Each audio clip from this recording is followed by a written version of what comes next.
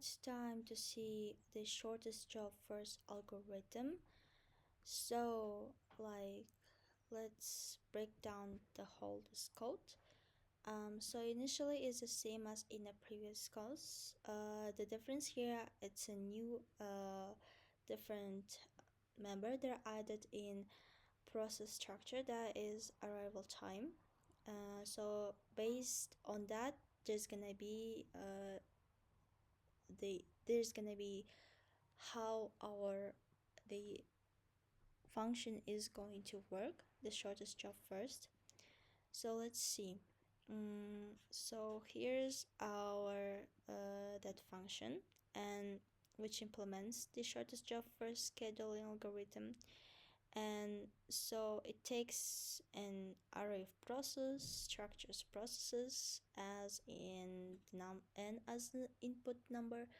So basically the same, but here's the main thing that is happening right there. So this block of the code like it actually sorts the array of process based on the arrival time in ascending order. So as in priority scheduling, it also this code implements the bubble sort, as I use that logic here. Now let's discuss what is happening right there. So these lines declare and initialize variables used for simulation printing the execution order.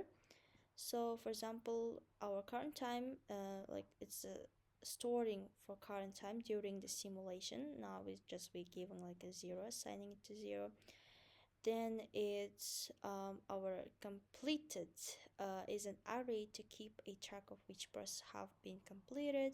We initialize as b0 right now, and then the total completion time. This actually accumulates the total completion time of all the processes. And then it prints the header indicating the start of the process execution order. Now we have our another loop, which is the while loop. And so let's see why did I initialize this like here. So this line initializes the infinite loop, and as it's infinite, which will be and we should terminate that, and it's gonna be terminated manually when all processes are completed. So here now I initialized these variables to track the shortest job in the terms of burst time and its index in array. Then this block of the code, like right there, is dedicated for iteration over the array for processes to find the shortest job that is ready to be executed. And also it checks if the process is not completed, has arrived, and has a shortest burst time than the current shortest job. If such process is found, so here as we see, its index and burst time are updated. So that's the point of the code here. So next, like here, now here we are like given the condition which checks if no suitable process was found. So then it's just gonna break. So next, what are we gonna have is this part of the code, and this part of code like simulates the execution of the shortest job found, and it updates the current time by adding the burst time of the shortest job, and it calculates and accumulates like the turnaround time of the process, and yeah, and it prints the execution of the process along with the like current time, and like it marks the process as completed in a completed array. So that's like the ending part of the whole this bunch of the code.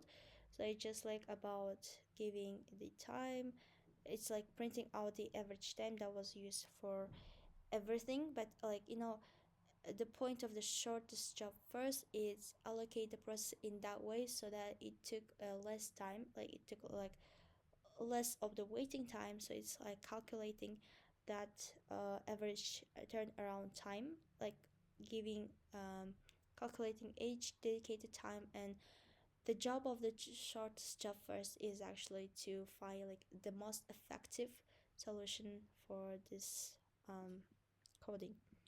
Now, as usual, we have our main function, and here we like declaring our array to hold information about the process, and then it also declares an integer variable n to store the number of processes to just get that value. And then now these lines like prompting the user to enter the number of processes and reads the input into the variable n. So as we hear, so it's like numbers. And then now we have this part.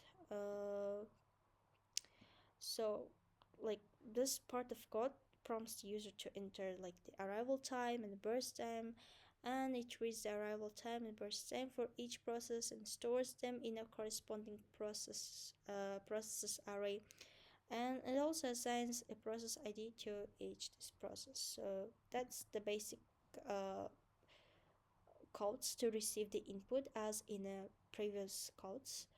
And as usual, we're calling our main function that works out this method. So here is we are calling it and returning 0 as the end of the code. So let's try to run here. For example, let's enter the number of processes that's the like consider it's 4, and for each process the arrival time, for example, it's 5 and the burst time is 2. Let's say 0 for process 2 and 4, 0 like 3 and like 1, and for example 4. And as we see here, so it is prioritized in terms of the arrival time. I mean, like in terms of the time that is taken to uh, output the each process, like how each process gonna be ordered. So basically my code is dealing with this algorithm, so that's how it's working.